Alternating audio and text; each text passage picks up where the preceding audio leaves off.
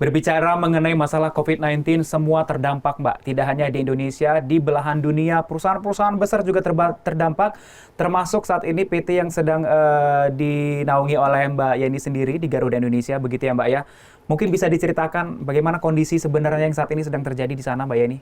Ya betul. Jadi memang Garuda ini sangat terdampak, sama seperti perusahaan airlines lain, perusahaan aviasi lain di dunia ya.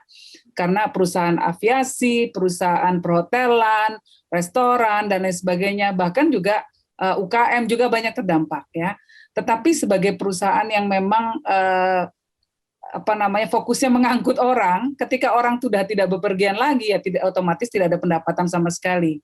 Padahal biaya-biaya masih sangat besar. Pesawat kita masih harus disewa dan sewanya jangka panjang.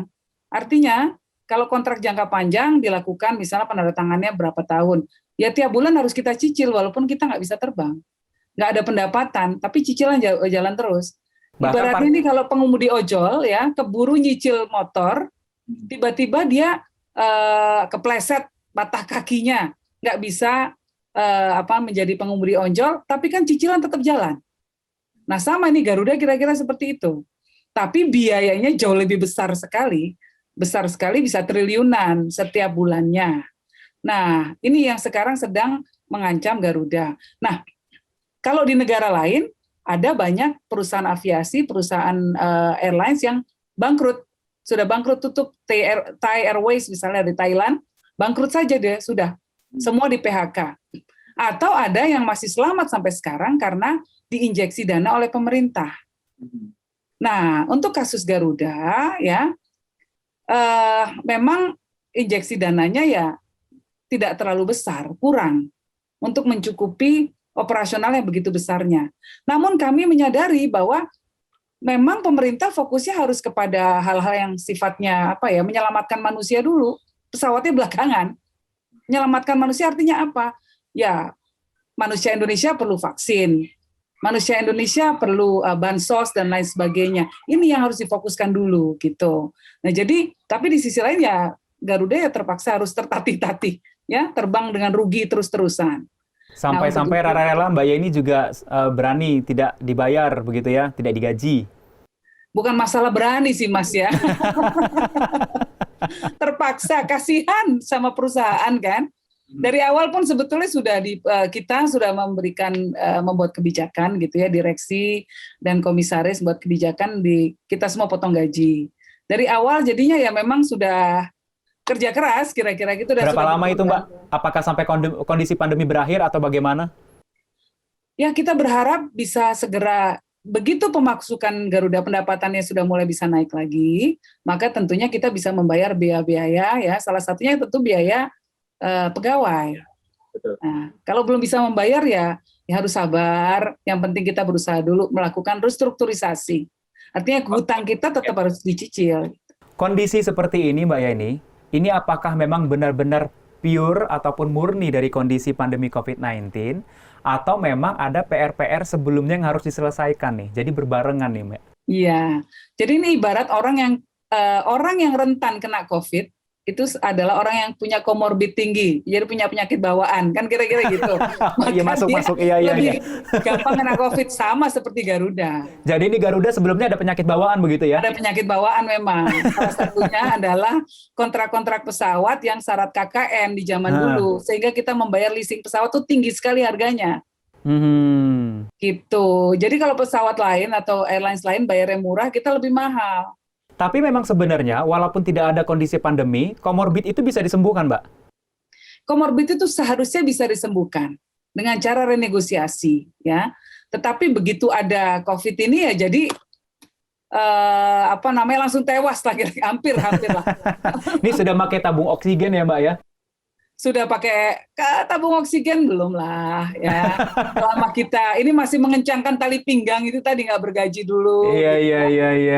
Oke. Gitu. Baik. Karena ini yang saya karyawan bisa bergaji. Ini karena informasi yang didapatkan juga Garuda ini sudah ada rapor merah gitu terkait keuangan di 2021. Ini mencapai sekitar 70 triliun begitu Mbak. Dan ini terkait dengan seperti adanya korupsi dan juga adanya biaya-biaya yang tidak efisien begitu Mbak. Ada yang bisa disampaikan Mbak Yani? 70 triliun sebenarnya sampai proyeksi sampai akhir tahun 2021. Oke. Jadi belum sampai sekarang gitu ya. Tapi kita kan membuat proyeksi nih kira-kira kalau pendapatannya segini, kerugiannya berapa setiap bulannya. Lalu bulan berikutnya berapa. Nanti akumulasi itu semua gitu ya.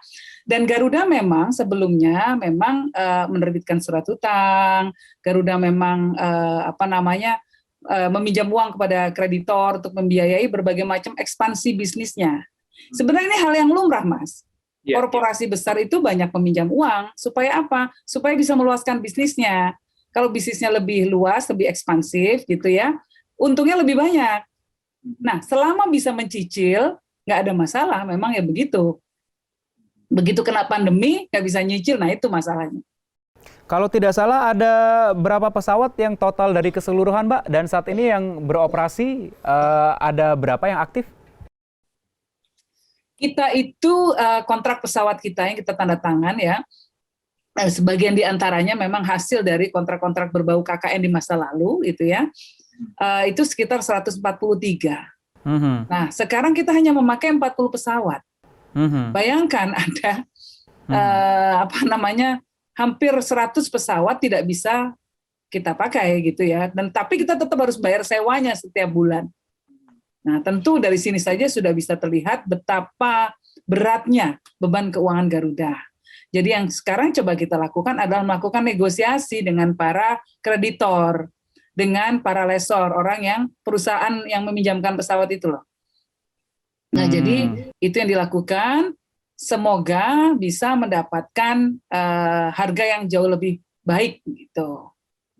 Sebetulnya sekarang sudah banyak ya, beberapa kreditor sih cukup kooperatif, dan memberikan beberapa lessor ya cukup kooperatif dan memberikan harga yang lebih murah. Jadi penghematannya juga sudah lumayan, tapi tetap belum cukup untuk menutup biaya-biaya yang harus kita keluarkan setiap bulannya.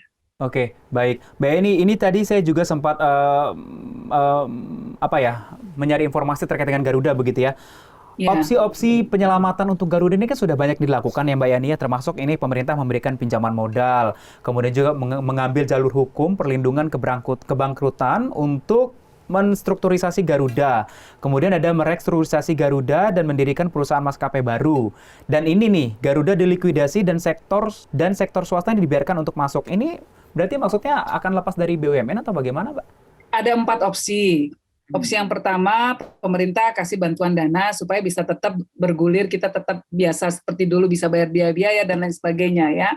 Opsi kedua ya, Garuda masuk dalam skema hukum, artinya lewat KPPU, dan kemudian kita melakukan restrukturisasi atau negosiasi tentang utang-utang kita.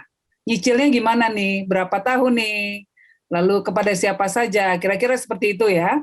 Nah, yang ketiga, opsi yang ketiga adalah, ya sudah, negara Indonesia tidak punya yang namanya national flag carrier, atau tidak punya maskapai penerbangan nasional, itu opsi juga. Yang keempat, ya sudah, Garuda dibangkrutkan aja, biar swasta aja deh, kita nggak usah pakai ada pesawat-pesawatan deh. Opsi yang ketiga adalah Garuda ditutup, dibangkrutkan, diganti dengan airlines lain, namanya mungkin Garuda Perjuangan atau apalah gitu. Itu opsi yang sedang dibahas. Tapi ini belum final. Tapi dari itu kan opsi yang rasional saja. Tapi dari 4 opsi ini, kira-kira sebagai komisaris nih Mbak, yang paling kelihatan ini dari 4 opsi ini yang mana? Semua sangat tergantung pada pemegang saham, dalam hal ini pemerintah. Ya, pemegang saham seri A ya. Nah, pemerintah keputusannya apa ya kita melaksanakan saja gitu ya. Yang jelas bahwa masyarakat punya kecintaan terhadap Garuda, ada segmen tertentu di masyarakat yang merasa selalu dekat dengan Garuda, yang hanya ingin naik Garuda, dan inilah prospek Garuda ke depan. Jadi sebagai sebuah entitas bisnis pun sebetulnya prospek Garuda ke depannya cukup tinggi. Kenapa? Negara kita adalah negara kepulauan, sehingga harus dihubungkan dengan pesawat. Apa nanti akan mengambil pasar lokal, Mbak? Kenapa? Akan mengambil pasar lokal.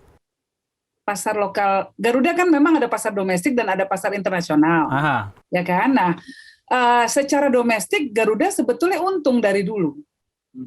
Karena ini kan adalah industri yang namanya oligopoli. Ya, pemainnya tidak banyak. Nah, Jadi Garuda secara domestik untung, tapi luar negeri yang memang rutenya banyak rugi.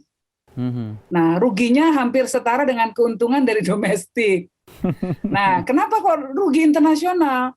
Nah, ruginya tuh begini, kita keluar mengangkut masyarakat Indonesia ke luar negeri, banyak penumpangnya nih, pesawatnya bisa penuh atau setengah penuh. Begitu pulang kosong.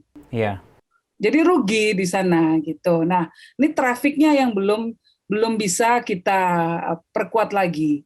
Nah, jadi memang butuh kolaborasi dari semua sektor. Makin banyak turis asing masuk ke Indonesia, baik untuk dan juga untuk perjalanan dinas, untuk bisnis dan lain sebagainya, dan naik Garuda, maka Garuda bisa lebih memperkecil kerugian di rute internasional.